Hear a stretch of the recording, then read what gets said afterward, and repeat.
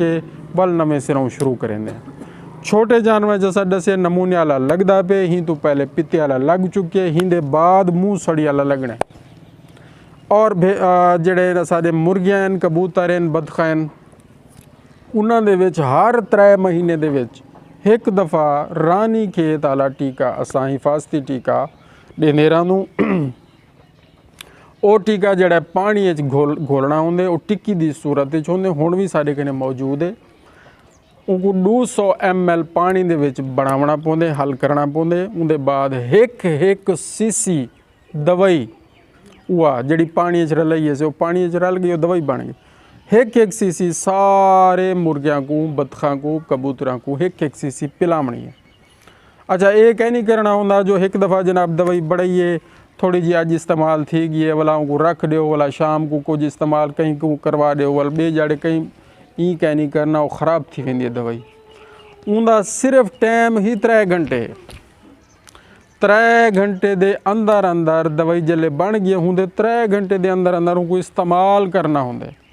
अगर इस्तेमाल नहीं किया वो दवाई ख़त्म थी वेंदी है उनका असर ख़त्म थी वेंदे उनका जड़ा ना कोई फ़ायदा कह नहीं।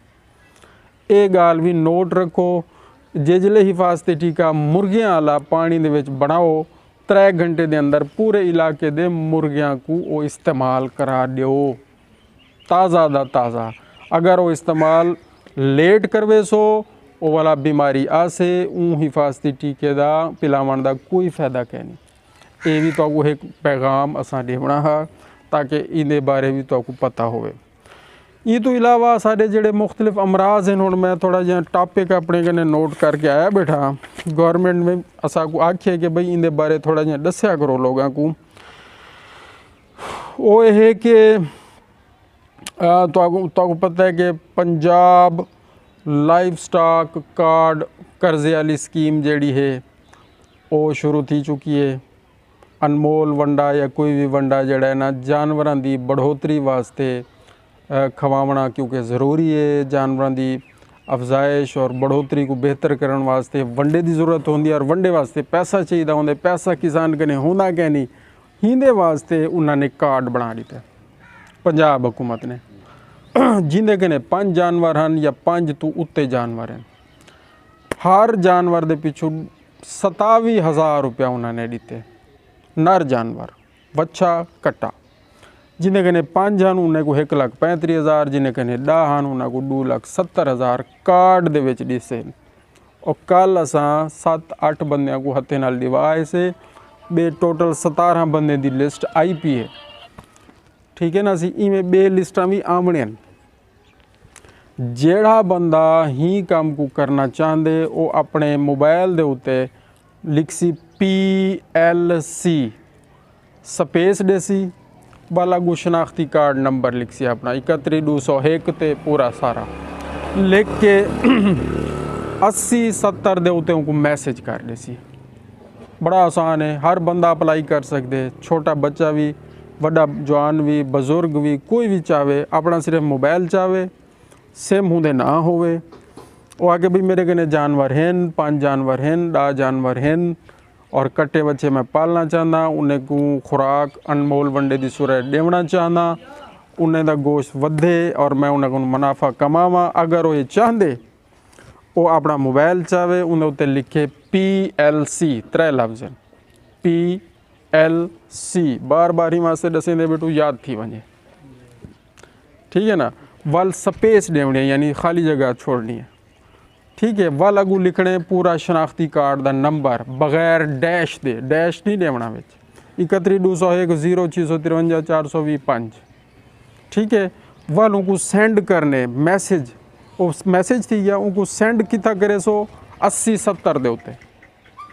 80-70 दे उत्ते वो मैसेज भेज दे सो तो अप्लाई थी गया। वो ऑटोमैटिकली अगू एक नादरा दा सिस्टम है अगू अर्बन यूनिट है एक महकमा उन्हें दे जिम्मे है वाला वो अपनी टीमां भेजे सन तुहाडे कने वो आते तुहाडा मौके ते उत्ते जानवर चेक करे सन तुहाडे कने 5 हैं 8 हैं 10 हैं हुंदे हिसाब नाल तुहाडे कार्ड बनाते हुकूमत दे तरफों तो दस दे सन तुहाडे कने मैसेज आवे से फोन आवे से भाई फलानी जाते कार्ड आया पे चनीगोट हस्पताल आया पे या आमदपुर शर्किया तहसील दफ्तर आया पे तुसा अपना कार्ड चाहो तुसा कार्ड चाह सो तो दुकान भी दस दी वैसी जगह भी दस दी वैसी भाई फलानी दुकान ते वंडा लाथे और वंडा गवर्नमेंट के तरफों मंजूर शुदा है और बेहतरीन है और उनकी क्वालिटी अच्छी है उत्ता मशीन भी पई हो सी तुसा वो हूँ जाते वेसो वो अपना कार्ड वनते दिखे सो ओ हूँ कार्ड दे विचों हूँ मशीन दे विचों कार्ड को ला के उंदे चों 2 थैले चाहो 4 थैले हूँ वाले मौके ते चाहो जितने चेसो पैसे वो जितनी कट गिन से फिक्स रेट हुकूमत का उनके विच लिखा होया है उनके हिसाब नाल ना वो 1 रुपया ज़्यादा कट सकते ना घट कट सकते वो सिर्फ पैसे हूँ मशीन दे विचों कटी सकते बिया कितों नहीं कटी सकते और सिर्फ वंडा गिनसो बिया कुछ नहीं में गिन सकते वंडा क्यों गिनसो भाई जानवर को खवेसो जानवर क्यों खवेसो ताकि वो मोटा सेहतमंद थी ताकि तुहाडा मुनाफा वधे अगर 4 महीने तुसा जानवर को वंडे दे उते और सही खुराक दे उते पाल गिनसो तो इंशाअल्लाह अज़ीज़ तो जेड़ा जानवर मुनाफा 30,000 देव्या वो तो लाख रुपया देसी वंडे का ये फायदा है उन्हें नाल सेहत इतनी बनती है मार्केट तुहाडा जानवर अच्छे दाम में विकसे और एक जानवर भी अगर सही टाइम दे उत्ते तैयार करके तुसा वेच दो हुण जिवें कुर्बानी का मौसम आसे अगर उनका रेट तुसा सही तो सही रेट मिल वेंदे इंशाअल्लाह तुहाडा पैसे लाए वैसन और वो 1,35,000 ही वापस करने उस तो 1 रुपया ज़्यादा वापस क्या नहीं करना कोई सूद ही ना होते तुसा क्या नहीं भरना